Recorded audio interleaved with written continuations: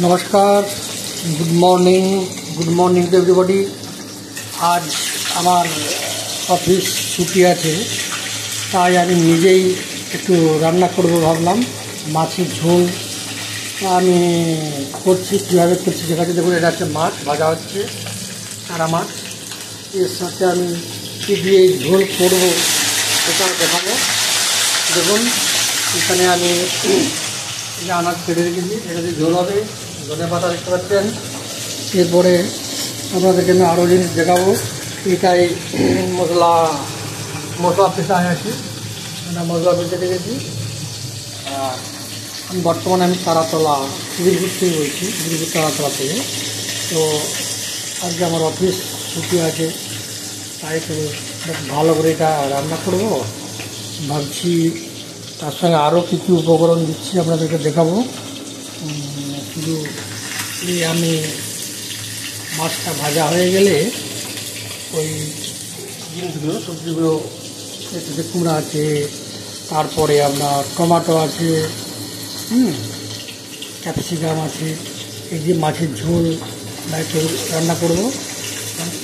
দেখুন ছেলের রান্না মেয়েদের রান্না অনেক তফাৎ আছে, বাট এগুলো সামান্য কাজ করতেই হয়।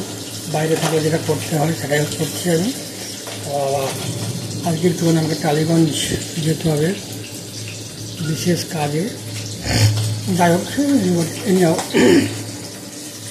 এই রান্নাটা করার পরে আমি একটুখানি আমের চাটনি করব। আম কাটা আছে, তার সঙ্গে চিনি মিশিয়ে চাটনি তৈরি করা হবে।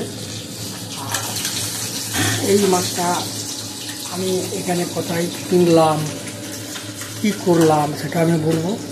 ন্যাচারালি আমি বড় মাছ খাই, কিন্তু ডাক্তার অ্যাডভাইস দিয়েছেন যে এই বয়স হচ্ছে তো আপনার মানে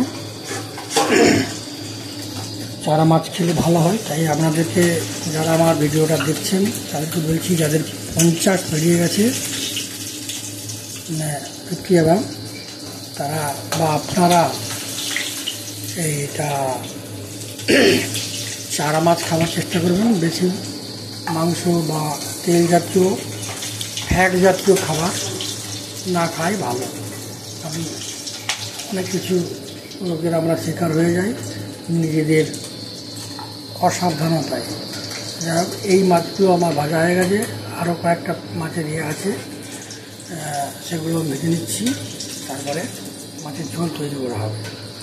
তারপরে আরেকটা রান্না করব, এটা দেখানো কি সম্ভব হবে যদি জানি না। সেটা হচ্ছে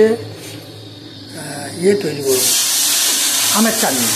আমের চাটনিটা সবাই জানেন কী করে করতে হয়, এটা ডিটেলস আমি বলবো না। তো দেখুন, আবার কয়েকটা মাছ আমি রাতে দিলাম। মাছ ভেজে নিচ্ছি। কিছুক্ষণ পরেই ঝোল তৈরি করব। ওই যেগুলো আমার সবজি আছে ওই শরীর কষে নেবো প্রথমে। তাই এখন আবার একটা অন্য ভিডিও তৈরি করবো পরে। এখন রাখলাম, নমস্কার। সকলে ভালো থাকবেন, সুস্থ থাকবেন, শরীরের প্রতি লক্ষ্য রাখবেন।